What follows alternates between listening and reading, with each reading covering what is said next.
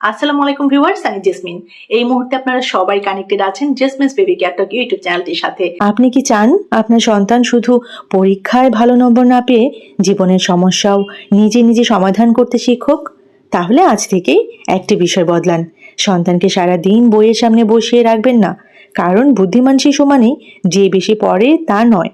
অনেক সময় যে শিশু সবচেয়ে বেশি প্রশ্ন করে, ভুল করে আবার চেষ্টা করে, নিজের সিদ্ধান্তের কারণ ব্যাখ্যা করতে পারে এবং কোনো সমস্যার নতুন সমাধান খুঁজে বের করে, সেই শিশুই ভবিষ্যতে বেশি দক্ষ হয়ে উঠতে পারে। হার্ভার্ড ইউনিভার্সিটির centre on the developing child বলছে, শিশু শেখার জন্য গুরুত্বপূর্ণ এক্সিকিউটিভ ফাংশন স্কিলস যেমন মনোযোগ ধরে রাখা, পরিকল্পনা করা, ইম্পালস কন্ট্রোল এবং পরিস্থিতির সঙ্গে মানিয়ে নেওয়া অনুশীলনের মাধ্যমে বিকশিত হয়।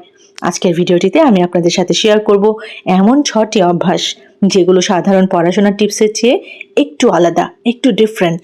আর 6 নম্বর অভ্যাসটি অনেক বাবা মা ভুল করে বন্ধই করে দেন। অবশ্যই ভিডিওটি শেষ পর্যন্ত শুনুন, শেষ পর্যন্ত দেখুন এই চমৎকার ইনফরমেশনগুলো জানার জন্য। প্রথম অভ্যাস, কেন প্রশ্ন করার অভ্যাস।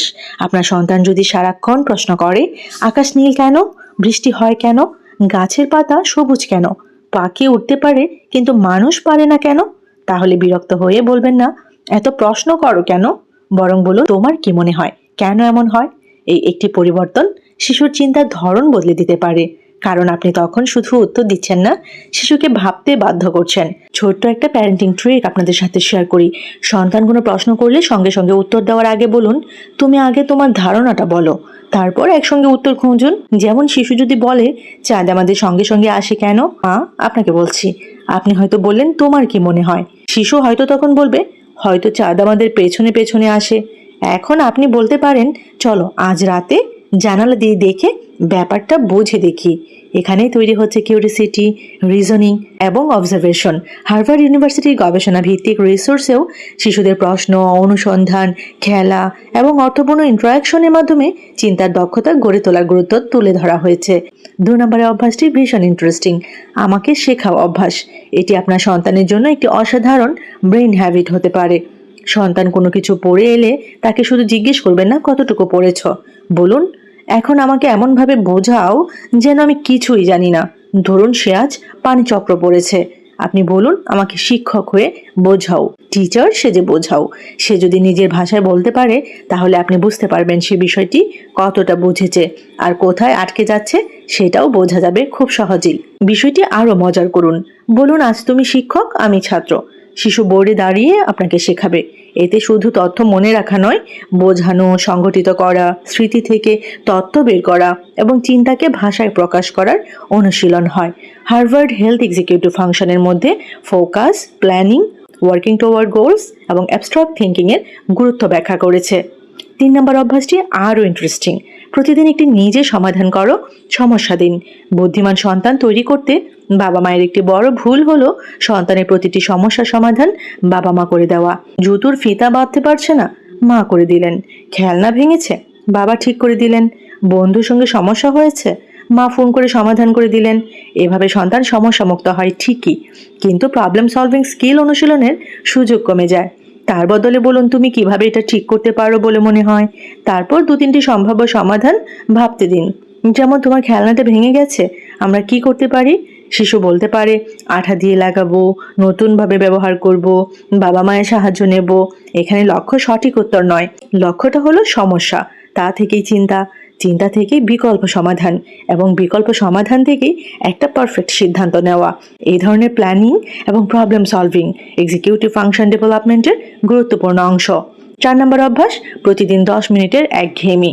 খুব ইন্টারেস্টিং, কিন্তু এটি সম্ভবত আজকের ভিডিওর সবচেয়ে আনকমন একটি হ্যাবিট। অনেক বাবা মা সন্তান একটু চুপচাপ থাকলেই বলেন মোবাইলটা নাও, কার্টুন দেখো, গেম খেলো, টিভিটা ছাড়ো, কিন্তু প্রতিটি খালি সময়কে স্ক্রিন দিয়ে পূরণ করার কোনো দরকারই কিন্তু নেই। কখনো কখনো শিশুকে বলুন এখন 10 মিনিট তুমি নিজে ঠিক করো কি করবে। কোনো মোবাইল নয়, কোনো নির্দিষ্ট ইনস্ট্রাকশন নয়। সে হয়তো কাগজ নিয়ে কিছু আঁকবে, বালিশ দিয়ে ঘর বানাবে, পুরনো বাক্স দিয়ে কিছু তৈরি করবে, অথবা প্রথমে বলবে আমি কিছুই করতে পারছি না, আমি কিছুই করতে চাচ্ছি না। সেখান থেকেই শুরু হতে পারে ক্রিয়েটিভিটি। হার্ভার্ড ইউনিভার্সিটির সাম্প্রতিক প্যারেন্টিং রিসোর্সেও প্লে এবং আনস্ট্রাকচার ডাউন টাইমের গুরুত্ব তুলে ধরা হয়েছে।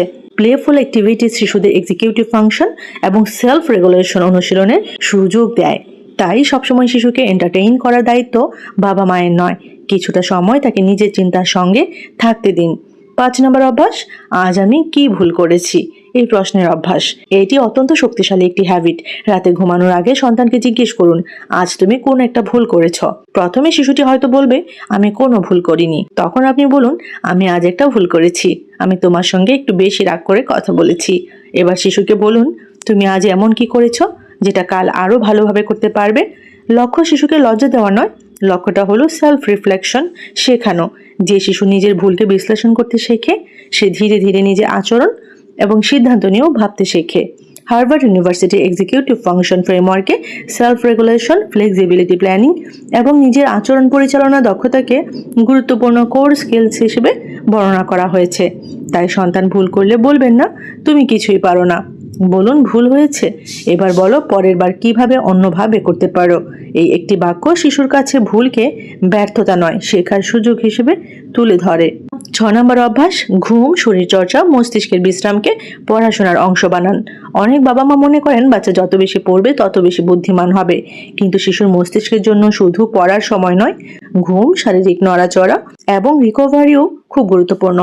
শিশুকে সারাদিন চেয়ারে বসিয়ে রেখে বুদ্ধিমান বানানো যায় না। বয়স অনুযায়ী খেলাধুলা, দৌড়ানো, আউটডোর অ্যাক্টিভিটি, ফিজিক্যাল প্লে এইসবেরও জায়গা থাকা দরকার। হার্ভার্ড হেলথ বলছে, ফিজিক্যাল অ্যাক্টিভিটি শিশুদের এক্সিকিউটিভ স্কিলসের বিকাশে সহায়ক হতে পারে, কারণ খেলাধুলায় তাদের নিয়ম মনে রাখা, অন্যের আচরণের সঙ্গে মানিয়ে নেওয়া এবং নিজের পারফরম্যান্স নিয়ন্ত্রণ করার মতো দক্ষতা ব্যবহার করতে হয়। 2026 সালের একটি স্কোপিং রিভিউতেও প্রিস্কুল শিশুদের ক্ষেত্রে স্লিপ কোয়ালিটি এবং কগনিটিভ বা এক্সিকিউটিভ ফাংশন আউটকামসের সম্পর্ক নিয়ে গবেষণা পর্যালোচনা করা হয়েছে। যদিও গবেষণার ফল সব ক্ষেত্রে একরকম নয়, তাই সন্তান পড়তে বসলে শুধু বলবেন না, আরও 1 ঘন্টা পড়ো। কখনো বলুন, চলো 20 মিনিট বাইরে হাঁটি, তারপর আবার পড়ায় ফিরি। কারণ শিশুর মস্তিষ্ককে শুধু ইনফরমেশন নয়, রিকভারিও দরকার। এখন আসি সবচেয়ে গুরুত্বপূর্ণ একটি কথায়। একটি গুরুত্বপূর্ণ প্যারেন্টিং সিক্রেট শেয়ার করব আপনাদের জন্য। আপনি সন্তানকে বুদ্ধিমান করার জন্য যত অভ্যাসই শেখান না কেন, আপনি নিজে যদি সব প্রশ্নের উত্তর দিয়ে দেন, সব সমস্যা সমাধান করে দেন এবং সব ভুলের জন্য বকাঝকা করেন, তাহলে শিশুর স্বাধীন চিন্তার সুযোগ কমে যাবে। তাই আজ থেকে 3টি বাক্য বেশি ব্যবহার করুন। তোমার কি মনে হয় আর কিভাবে করা যায়, তুমি আমাকে বুঝিয়ে বলো।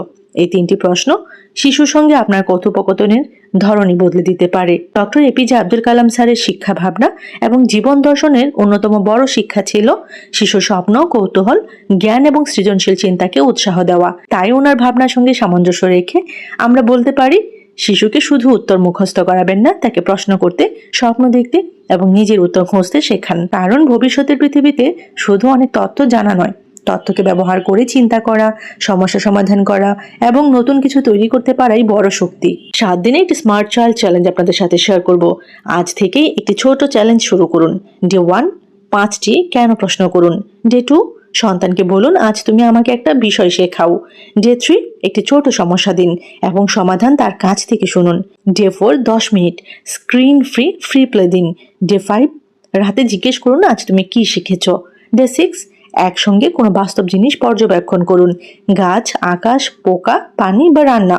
ডে 7, পুরো সপ্তাহের সবচেয়ে ইন্টারেস্টিং প্রশ্নটি সন্তানকে নিজে ব্যাখ্যা করতে বলুন। 7 দিন পর হয়তো আপনার সন্তান হঠাৎ জিনিয়াস হয়ে যাবে না, কিন্তু তার সঙ্গে আপনার কথোপকথনের ধরন অবশ্যই বদলাবে।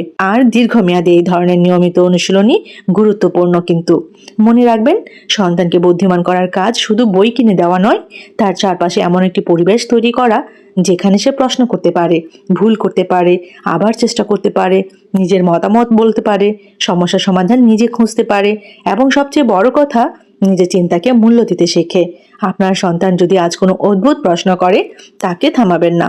হয়তো সেই প্রশ্নের মধ্যেই লুকিয়ে আছে তার ভবিষ্যতের কোনো বড় আবিষ্কারের শুরু।